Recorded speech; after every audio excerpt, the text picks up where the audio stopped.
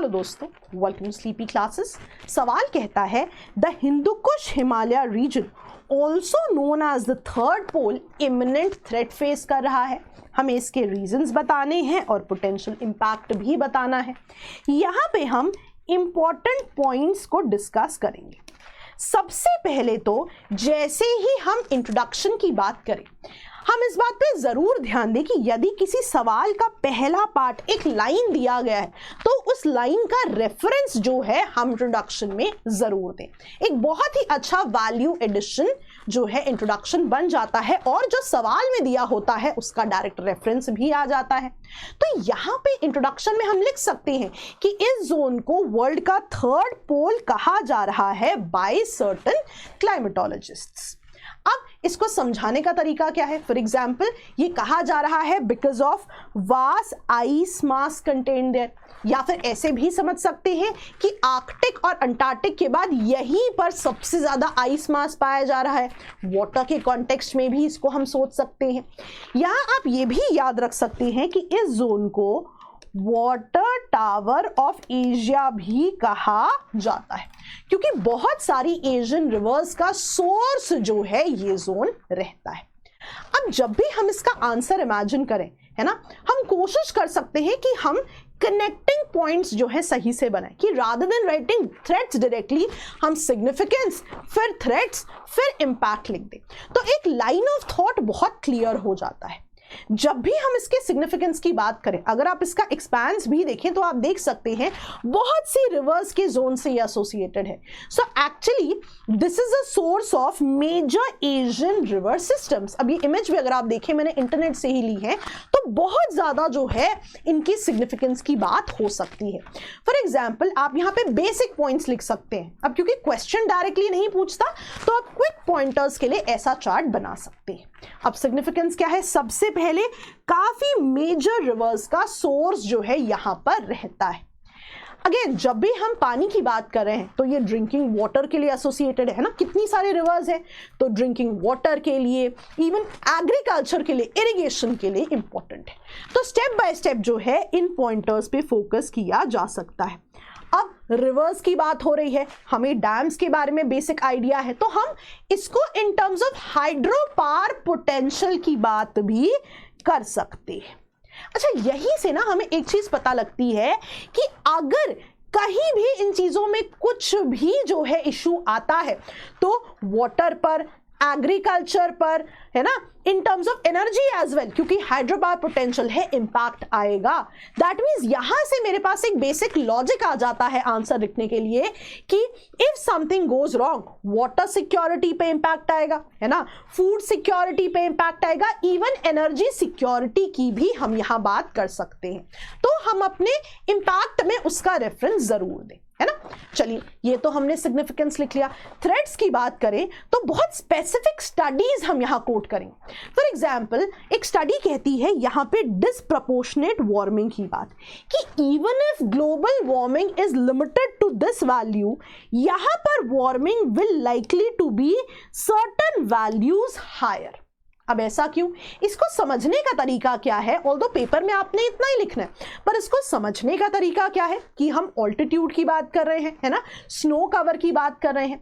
In normal circumstances a lot of insolation जो वहां आएगी it will be reflected back, क्योंकि स्नो का एल्बिडो ज्यादा है। हाउएवर, जैसे जैसे वार्मिंग होती जाएगी डार्कर सरफेसेस एक्सपोज होती जाएंगी, क्योंकि स्नो मेल्ट हो रही है, which will absorb a lot of heat, है ना।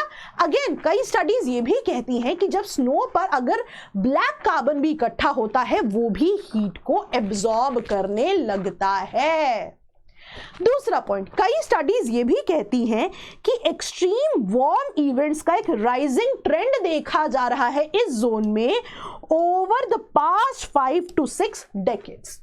अब राइजिंग ट्रेंड देखा जा रहा है एक्सट्रीम वार्म इवेंट्स का, और एक फॉलिंग ट्रेंड है ऑफ एक्सट्रीम कोल्ड इवेंट्स। यानी कि अब जो वैल्यूज हैं और फ्रीक्वेंसीज हैं of the temperature based indices, इनमें भी बहुत ज्यादा बदलाव देखा जाएगा। तीसरा पॉइंट अगर मैं आपको बताऊं, it is in terms of western disturbances. अब यहां पे बात क्या हो रही है? अब आपको एक फिनोमेना के बारे में यहां पे पता होना चाहिए, कराकोरम एनोमली। देखिए, इन जनरल जब हम बात करते हैं, हम कहते हैं ग्लोबल वार्मिंग हो रही है, ग्लेशियर मेल्ट कर रहे हैं, है ना। फॉर एग्जांपल पिछले महीने न्यूज में था कि नेपाल में याला ग्लेशियर जो है अब वो एग्जिस्ट नहीं कर रहा, है ना। कई ऐसे examples all over the world देखे जाएंगे। हाउएवर एक चीज जो कराकोरम में देखी जा रही है, पूरे कराकोरम में नहीं, उनके स्पेसिफिक जोन्स में, फॉर एग्जाम्पल सेंट्रल कराकोरम में जो स्नो कवर है वो इंक्रीज होता जा रहा है, ग्लेशियल मास बढ़ रहा है, स्नोफॉल बढ़ रही है, और उसका रीजन माना जाता है वेस्टर्न डिस्टर्बेंसेस को।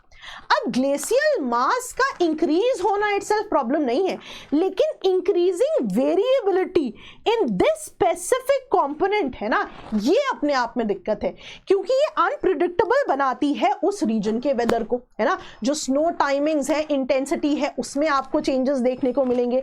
अब जो भी चीजें इन पे जो है डिपेंडेंट है ना, जैसे हमने पहले भी देखा, वाटर सिक्योरिटी, एग्रीकल्चर, है ना, तो उन पे जो है इंपैक्ट आएगा, है ना।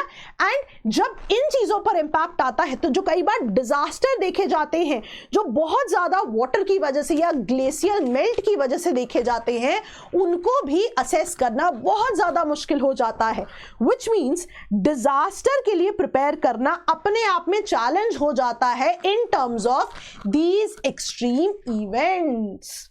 अब यहां पे ये तो मैंने वेस्टर्न डिस्टर्बेंसेस की बात की, एक separate point in terms of shrinking ice mass भी बनेगा।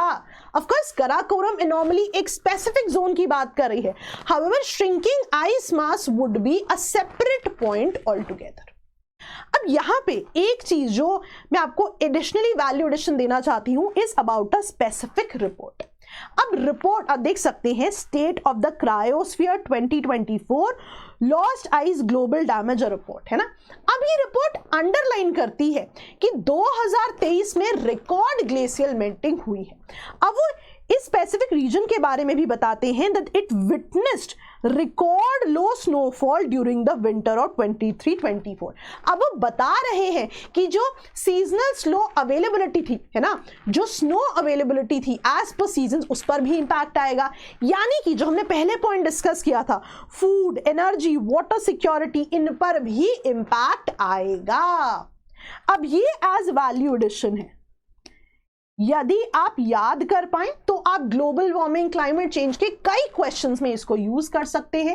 यदि याद नहीं रहता है ना, इन दैट केस हम स्टैंडर्ड पॉइंटर्स का भी रेफरेंस दे सकते हैं कि इंपैक्ट में क्या होगा, फूड एंड न्यूट्रिशन सिक्योरिटी, है ना।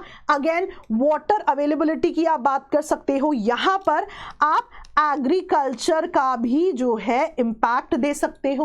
इवन हम कई कैटास्ट्रॉफिक इवेंट्स की भी बात कर सकते हैं। फॉर एग्जांपल ग्लेशियर मेल्ट बहुत ज्यादा हो, है ना, इराटिक वेदर बहुत ज्यादा हो, तो कई बार फ्लड्स के इशू आ सकते हैं, है ना। चेंजिंग प्रेसिपिटेशन पैटर्न्स हो, अब यहाँ पे फ्लड्स की आप बात कर सकते हैं, आप लैंडस्लाइड्स की बात कर सकते हैं, और आप चाहें तो ग्लेशियर लेक आउटबर्स्ट फ्लड्स की भी यहाँ पर बात कर सकते हैं। तो बेस्ड ऑन उस समय एग्जाम में आपको क्या याद आता है, आप उन पॉइंटर्स का रेफरेंस जरूर लें। अब यहां पे जो एक चीज और बहुत इंपॉर्टेंट है, बायोडाइवर्सिटी के कॉन्टेक्स्ट में भी ये जोन बहुत इंपॉर्टेंट है। तो जैसे जैसे रैपिडली चेंज होंगी क्लाइमेटिक कंडीशन, तो बहुत ज्यादा डिसरप्ट हो सकते हैं इकोसिस्टम्स जो इनसे जुड़े हुए हैं। हो सकता है कई एंडेमिक स्पीशीज जो हैं टुवर्ड्स एक्सटिंक्शन भी पुश हो जाए, तो ये भी इसका इंपैक्ट रहेगा। अब कंक्लूजन की बात करें तो यहां पे आप एक चीज यूज कर सकते हैं, 3 C's, कि यहां का फ्यूचर इज, यहां जो है बहुत ज्यादा जो है आप बात कर सकते हैं क्लाइमेट, कनेक्टिविटी एंड कम्युनिटी की। तो बहुत ही ज़रूरी है कि ऐसे जो है स्पेसिफिक क्वेश्चंस की जब हम बात करें, हम ऐसे अगर कोई टर्म्स यूज कर सकते हैं उनको ज़रूर यूज करें। ऑल्सो मान लीजिए आप कभी क्लाइमेट चेंज का कोई सवाल लिख रहे हैं, ग्लोबल वार्मिंग का कोई सवाल लिख रहे हैं, तो भी जो है आप इन चीज़ों को जो है एग्जाम में कोट कर सकते हैं। जो भी आपकी लर्निंग्स है उन्हें डिफरेंट क्वेश्चंस में भी ज़रूर जो है आप यूज करें। नाउ बिफोर आई लीव, मैं आपको 100 डेज आंसर राइटिंग प्रोग्राम के बारे में जरूर बताना चाहती हूँ। बहुत ही होलिस्टिक प्रोग्राम है। सबसे बढ़िया बात है, बहुत ही 1:1 मेंटरशिप पे यहाँ फोकस रहता है। जरूर इसकी जानकारी लें। एक और चीज, ये जो पीडीएफ है ये आपको हमारे Telegram channel Sleepy Classes mains pro पर मिल जाएगा। दोबारा रिपीट कर रही हूं, स्लीपी क्लासेस मेंस प्रो, तो वहां से आप इसको डाउनलोड कर सकते हैं। Thank you so much all of you. ऐसे ही क्वेश्चंस के साथ मिलते रहेंगे। Bye bye.